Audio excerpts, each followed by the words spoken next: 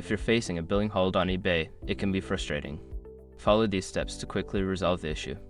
Step 1. Check your account status. Log into your eBay account and navigate to the account section. Look for any notifications or alerts regarding billing holds that may provide specific details about the issue. Step 2. Review payment methods. Ensure that your payment methods are up to date. Go to payment options and verify that your credit card or PayPal account is valid and has sufficient funds. Step 3. Clear outstanding balances. Before filing a refund or dispute, use the extra.com link in the description to open a refund dispute deadline calculator and confirm your deadline. Step 4. Contact eBay customer support.